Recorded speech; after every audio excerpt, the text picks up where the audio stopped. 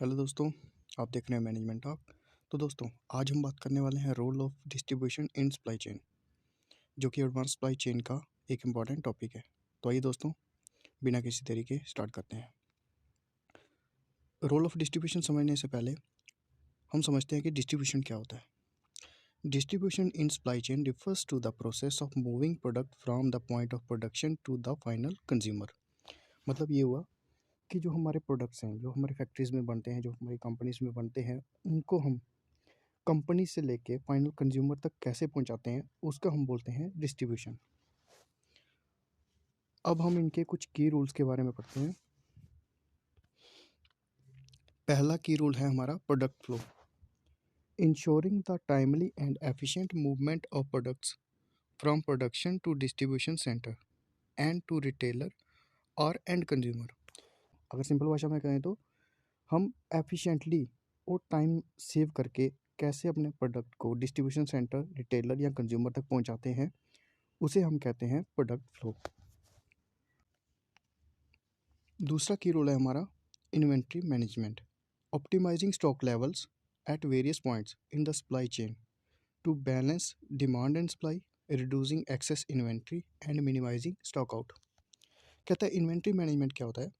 इससे हम क्या करते हैं, अपने स्टॉक लेवल को इस तरह से ऑप्टिमाइज करते हैं जिसके ज़रिए हमारा क्या होगा, सप्लाई चेन में बैलेंस बना रहे डिमांड और सप्लाई में, जिससे कि हमारी एक्सेस इन्वेंट्री भी ना हो और मिनिमाइज भी ना हो स्टॉक आउट में। मतलब क्या होता है कि कई बार क्या होता है कि अगर हमने अच्छे से ऑप्टिमाइज नहीं किया होगा अपने जो इन्वेंट्री मैनेजमेंट को, तो उससे क्या होगा, आपकी डिमांड और सप्लाई में कुछ वेरिएशन आ सकती है। मतलब हो सकता है आपने कुछ 50 यूनिट किसी चीज़ के मंगवाए हों और आपको 30 ही मिले हों, उसमें शॉर्टेज हो जाएगी, मिनिमाइजिंग हो जाएगी। और कई जगह ऐसा होगा कि आपने 50 प्रोडक्ट मंगवाए हों और आपको 70 आ गए, मतलब 70 आ गए। तो उस चक्कर में क्या होगा, आपकी जो है इन्वेंट्री एक्सेस हो जाएगी। तो उससे बचने के लिए हम क्या करते हैं, इन्वेंट्री मैनेजमेंट करते हैं। थर्ड की रोल है हमारा order fulfilment, handling and processing customer order, picking product from warehouses and preparing shipments for timely delivery. कहते हैं ऑर्डर फुलफिलमेंट में हम क्या करते हैं, हम जो कस्टमर के ऑर्डर होते हैं, जब किसी कस्टमर ने ऑनलाइन ऑर्डर किया तो हम उसके ऑर्डर को क्या करते हैं, प्रोसेस करते हैं, प्रोडक्ट को वेयर हाउस से उठाते हैं, उसको पैकिंग करते हैं, जिससे कि हम उनको ये भी बता देते हैं कि आपका प्रोडक्ट जो है शिप होने के लिए तैयार हो चुका है। तो उनका ऑर्डर फुलफिलमेंट हो जाता है। फोर्थ हमारा है warehousing, managing storage facility strategically to store and organise goods efficiently, reducing lead time and improving overall supply chain responsiveness.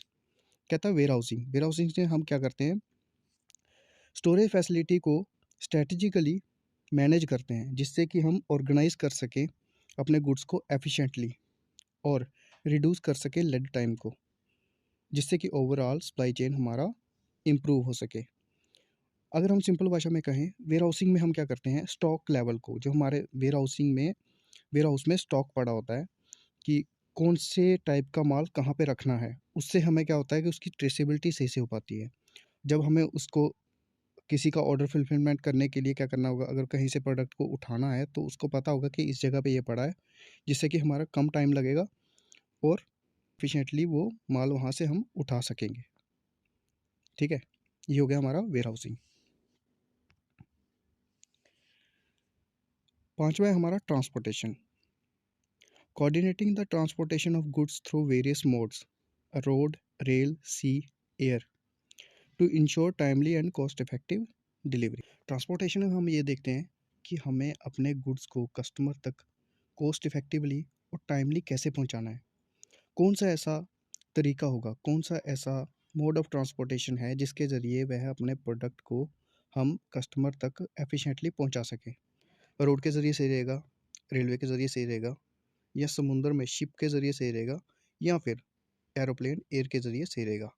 जिस भी तरीके से हमें कॉस्ट इफेक्टिव और टाइमली जब हम पहुंचा सकते हैं अपने कस्टमर को, वो वाला तरीका हम ट्रांसपोर्टेशन में अपनाते हैं। सिक्स्थ सिक्स्थ की रोल है हमारा distribution network design, Strategically designing the distribution network to minimizing transportation cost, improve responsiveness and enhance overall supply chain efficiency। कहता है डिस्ट्रीब्यूशन नेटवर्क डिज़ाइन में हम क्या करते हैं, स्ट्रेटेजिकली ऐसे हम डिज़ाइन करते हैं अपने डिस्ट्रीब्यूशन नेटवर्क को जिससे कि हमारी ट्रांसपोर्टेशन कॉस्ट भी कम हो, रिस्पॉन्सिवनेस भी बढ़े और ओवरऑल सप्लाई चेन की एफिशिएंसी भी बढ़े।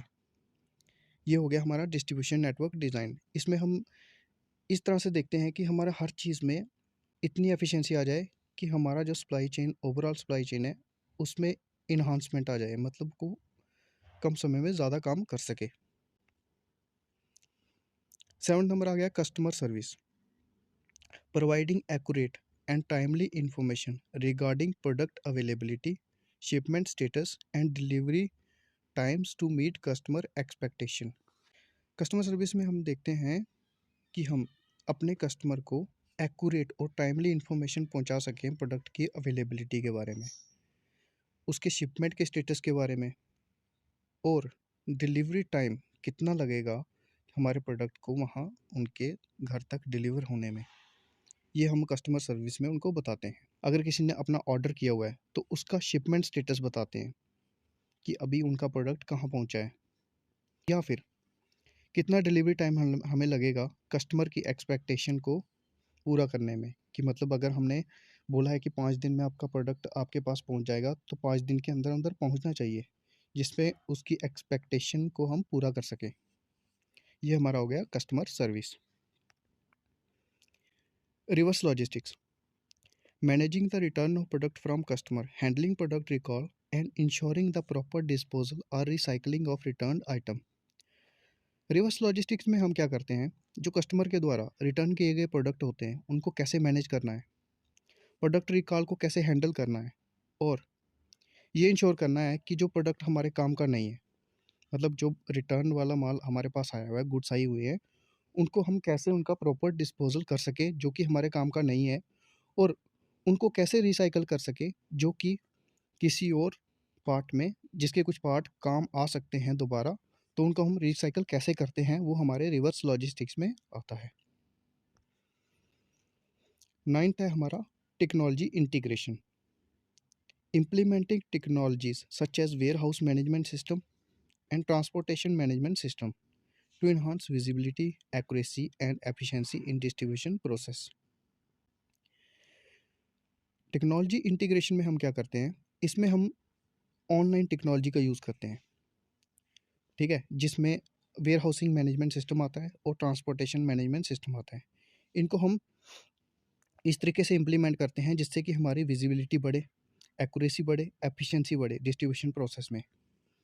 जैसे कि हमने वेयर हाउस से कुछ माल उठाया, तो अगर हम ऑनलाइन उसको अपडेट कर देंगे तो हमें पता चलेगा हमारे पास कितना स्टॉक अभी बचा है और कितना स्टॉक हमें और मंगवाने की ज़रूरत है, ठीक है। और ट्रांसपोर्टेशन मैनेजमेंट सिस्टम में हम देखते हैं कि हमारी हमारी जो ट्रांसपोर्ट है वो कितनी अभी अवेलेबल है और कितनी हमें और ज़रूरत पड़ सकती है, जिससे कि हम क्या कर सकें, ये पता लगा सकें कि हम अपना प्रोडक्ट कस्टमर तक टाइमली पहुंचा पा रहे हैं कि नहीं पहुंचा पा रहे हैं, एक्यूरेसी है उसमें कि नहीं है। लास्ट में हम यही कह सकते हैं, efficient distribution ensure that product reach the right place at the right time, contributing significantly to customer satisfaction, cost control and overall supply chain performance। कहता है कि जो एफिशिएंट डिस्ट्रीब्यूशन है ना, वो ये इंश्योर करती है कि हमारा जो राइट प्रोडक्ट है राइट प्लेस पे राइट टाइम पे पहुंचना चाहिए, जिससे कि हमारे कस्टमर को सेटिस्फेक्शन मिले, जिससे कि कॉस्ट हमारी कंट्रोल हो, मतलब ज़्यादा कॉस्ट ना लगे प्रोडक्ट पहुंचाने में, और ओवरऑल सप्लाई चेन की परफॉर्मेंस भी बढ़े। थैंक यू दोस्तों, इस वीडियो में इतना ही था। अगली वीडियो में हम कुछ और टॉपिक लेके आएंगे। अगर वीडियो अच्छी लगी हो तो लाइक ज़रूर करना। ओके दोस्तों, थैंक यू।